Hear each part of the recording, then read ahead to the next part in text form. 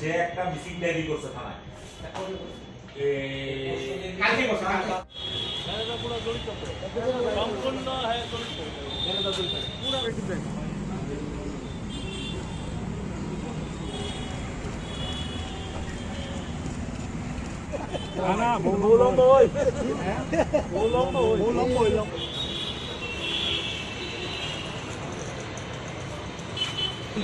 Missing. তারপর ব্যাংকে গেছি, ব্যাংকের ম্যানেজার কইতেছে আমরা এখনো কিছু কইতে পারতাছি না, আমরা যখন জানুম তারপর জানাম। তারপর ঘন্টাখানেক পরে আমি আবার গেলাম ডিটেলস নিয়ে, তখন কইছে ওনার মিসেস আইসে একটা মিসিং ডায়েরি করে গেছে, এফআইআর কপি দিয়ে গেছে। ব্যাংক ম্যানেজার প্রত্যেকটা লোকের যারা এই কাজে যাইতেছে যে আপনি জানেন না, তাই নিয়ে আমরা উপরে ব্লেম দিয়ে দিয়েছে যে আপনারা কী করছেন। আপনারা রাষ্ট্রীয় ব্যাংকের একটা এজেন্ট, এতগুলা টাকা, এতগুলা ব্যবসায়িক টাকা প্রতিনিয়ত যারা অ্যাকাউন্ট করতেছে আপনার কাছে, 1 বছর যাবৎ আমার অ্যাকাউন্টটা খোলা হয়েছে, 1 টাকা জমা পড়ছে না। ম্যানেজারের এটা দরকার ছিল যে এতগুলো অ্যাকাউন্ট যেহেতু ওনার খুলতেছে, ওনার টাকা জমা পড়তেছে কি না, কেন পড়তেছে না, কাস্টমারের সঙ্গে একটা কথা বলা। কিন্তু তাই তো কোনোদিন আমাদের সঙ্গে কোনো কথাই বলেনি। আর যেই জায়গাতে আমরা এতগুলা টাকা একটা ব্যাংকের খোঁজা পারেন আপনি সিলেক্টেড এজেন্টের কাছে জমা রাখছি, আমরা তো কোনো ইয়ার মতন সংস্থার কাছে রাখছি না। ওনার ম্যানেজার আমরা সঙ্গে কইতেছে যে আমরা কি করব। ঘটনাটা হয়েছে যে ম্যানেজারও আমার মনে হইতেছে ঘটনার সঙ্গে জড়িত, কারণ একটা এজেন্ট এতগুলা টাকা, এতগুলো অ্যাকাউন্ট, ব্ল্যাঙ্ক অ্যাকাউন্ট খুলতেছে, মাসের পর মাস, বছরের পর বছর ব্ল্যাঙ্ক অ্যাকাউন্টগুলো চলতেছে। তাই নিয়ে কোনোদিন জিজ্ঞাসা করছে না এতগুলো ব্ল্যাঙ্ক অ্যাকাউন্ট কেড়ে খুলতেছো। ডেলি অ্যাকাউন্ট কেউ খালি রাখার লেগে খুলে না, প্রতিনিয়ত টাকা জমা রাখার লেগে খুলে। ডেলি অ্যাকাউন্ট উনি খুলতেছে কিন্তু কোনো 1 টাকা জমা করতেছে না, ব্যাংকে কোনোদিন জিজ্ঞাসা করছে না। কারণ ব্যাংকে যখন অ্যাকাউন্ট খুলে আমরা ফোন নাম্বার রাখা ছিল, একদিন হলে আমরা সঙ্গে কথা বলতে পারতো যে আপনারা অ্যাকাউন্টগুলো খুললেন, একদিনও টাকা জমান না গেছে। কিন্তু তাই নিয়ে তো আমরা লোকে কত, আমারটা 9-11 মাস হয়ে গেল, আমার একদিন ফোন করলো না। কালকে যখন আমি গিয়ে জিজ্ঞাসা করলাম, উনি কইতেছে আপনারা আইসেন না কেন আগে। আমি বলছি স্যার আমরা তো ডেলি অ্যাকাউন্ট, আপনার ডেলি অ্যাকাউন্ট তো কেউ খালি রাখার লেগে খুলে না, এটা তো সেভিংস বা কারেন্ট অ্যাকাউন্ট না যে আমি কেড়ে আইসি না বা কী আসে বিষয়। ডেলি অ্যাকাউন্ট রাখেই টাকা জমানোর লেখা, ওইটার মধ্যে টাকা জমা পড়তেছে না। যেহেতু আপনারা জানার কথা, আমরা ফোন করার দরকার ছিল অন্তত একবার, যে এতগুলো অ্যাকাউন্ট ওই এজেন্টটা খুলতেছে কেন, একটা এজেন্টের তো এতগুলো অ্যাকাউন্ট খোলার পরও 1 টাকাও একটা ইয়াতে জমা পড়তেছে না কেন।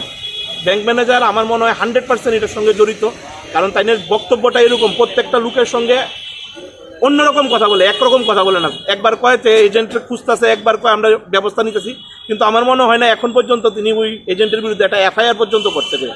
কারণ আমরা ঘটনা কত কালকেও জানাইছি, সোমবারে জানাইছি, আজকে মঙ্গলবার, আজকে ওনার কাছে গিয়েছি, কিন্তু তাই এখন পর্যন্ত এফআইআর করছে কিনা ওইটাই কইতে পারে না তাই কোম্পানি ইয়ার বিরুদ্ধে।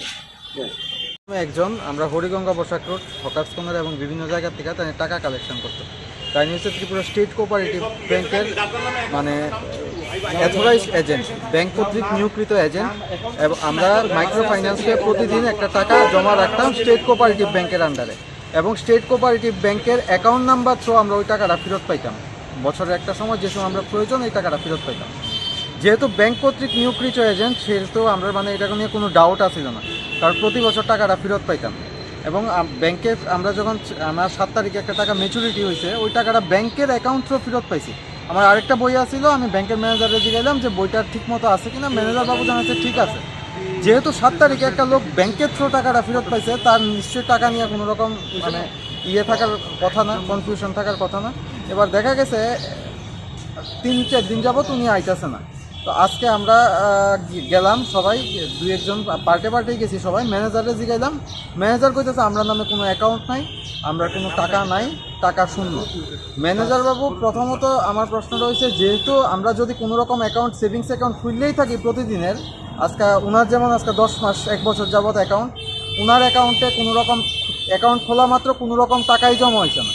যদি কোনো রকম ধরেন আপনার একটা ইএমআই অ্যাকাউন্ট আছে, এবার 2000 টাকা করে আপনার কাটার কথা, অথবা আপনি সেভিংস 2000 টাকা করে আপনার সেভিংসের থেকে রিকারিংয়ে নিল। যদি টাকাটা অ্যাকাউন্টে জমাই না হয়, ব্যাংকের আমরা ফোন নাম্বার দেওয়া আছে, ব্যাংকের নিশ্চয়ই উচিত ছিল যে টাকাটা জমা হয়েছে না হয়েছে একজনকে জানানো, অথবা ব্যাংক ম্যানেজার আমরা প্রতিনিয়ত যে সময় টাকা উঠাইতে যাই, অথবা যে কোনোভাবে আমরা ইনফর্ম করার দরকার ছিল। আমরা এতগুলি ব্যবসায়ী টাকা তাই সম্পূর্ণভাবে হাফিস করে আনিছে। এর লিগে লেকচুমনি ব্রাঞ্চ ম্যানেজার সম্পূর্ণভাবে এই ইয়েতে জড়িত, এজেন্ট টাকা মারছে, ওনার সঙ্গে লেকচুমনি ব্রাঞ্চ ম্যানেজার সম্পূর্ণভাবে জড়িত। এবং আরেকটা প্রশ্ন হয়েছে, যদি ওনারা আমি 7 তারিখে জিগাইলাম যে আপনারা ব্যাংকের এটা অথরাইজড এজেন্ট কিনা, কারণ যেহেতু আমার টাকা 2 মাস দেরিতে দেওয়া হয়েছে, উনি কইল যে আমরা ব্যাংকের অথরাইজড এজেন্ট, ওনার টাকা তোলা এবং টাকা নেওয়া ব্যাংক থ্রো এটা সম্পূর্ণ নিরাপদ। যেহেতু একটা রাষ্ট্রায়ত্ত ব্যাংক একটা এজেন্ট নিয়োগ করা হইব, এর মানে এটা না যে রাষ্ট্রায়ত্ত ব্যাংকের এজেন্টের টাকা মাইরা দেওয়া হইব, এটা তো সম্পূর্ণভাবে অন্যায় কাজ। রাষ্ট্রায়ত্ত ব্যাংকে যদি আমরা আজকে ত্রিপুরা সরকারের অধিকৃত বিশ্বাস না করতে পারি, তাহলে এরকম যদি ফ্রড এজেন্ট ব্যাংক নিয়োগ করা হয়, তাহলে এর পেছনে শুধুমাত্র ব্যাংক না, উচ্চপদস্থ লোকেরাও দায়ী। এটার আমরা সুস্থ এবং আমরা যে কষ্টার্জিত অর্থ এটা কত টাকা আসতো আপনার? আমার আসছিল 92,000। আপনার কত টাকা আসছিল? 3 লাখ। ওনার আসছিল 4.5 লাখ টাকার মতো, 4.5 লাখ টাকা আসছিল। কত টাকা আসলো? 4.5 লাখ টাকা। কি হয়েছিল ঘটনাটা? ঘটনাটা ওই তো এই যা কইছিল সম্পূর্ণ ঠিক ওইভাবে হয়েছিল। সম্পূর্ণই এইভাবে 15 বছর 20 বছর 25 বছর ধরে টাকা নিতেছে ব্যাংকের ইয়ে করে সেটা ব্যাংকে জমা পড়তেছে, আমরা ব্যাংক থেকে টাকাটা পাইতেছি। হঠাৎ করে হ্যাঁ আমরা টাকাগুলি নিয়ে লাপাতা ব্যাংকে গেছি, ব্যাংকে কইতাছে যে এইভাবে উনি তো এখানে কোনো অ্যাকাউন্ট নাই, অথচ আমরা কাগজপত্র কিছু দেখাইলাম অ্যাকাউন্ট আছে, টাকা নাই। বিভিন্ন ধরনের ম্যানেজারের কথাবার্তা এরকম দেখেন, আমি দেখাই একটা জিনিস। আমাদের স্টেট কোঅপারেটিভ ব্যাংক লেকচুগুনি ব্রাঞ্চের এক এজেন্ট আমাদের থেকে আজকে অনেক বছর পর্যন্ত টাকা উড়াইতো এবং টাকা বছর শেষে আবার দিয়ে দিত। কিন্তু এইবার 1 বছর পর্যন্ত অ্যাকাউন্ট আছে, টাকা জমা যায় না। ব্যাংকে খবর লিয়ে দেখলাম যে টাকা নাই। আর কি ব্যাংক ম্যানেজার আমাদের কোনো ইনফরমেশন দেয় না, টাকাটা পড়ে না কেন। তো এখন আমার সন্দেহ হইতেছে ব্যাংক ওইটার মধ্যে জড়িত আছে, পীযূষ দত্ত এবং পীযূষ দত্তের স্ত্রী সুমা দত্ত। তখন আমরা থানাতে আইসি এটা একটা সুষ্ঠু বিচারের জন্য। আপনার কত টাকা ছিল? আমার 3.5 লাখ, 2টা অ্যাকাউন্ট। কোনো রসিদ টসিদও দেয় না? সব সই করে টাকা রয়ে গেছে। কত টাকা করে নিত আপনার থেকে? আমার একটা অ্যাকাউন্টে 500 ডেলি আর একটা অ্যাকাউন্টে 1000 ডেলি। মানে ফোন করে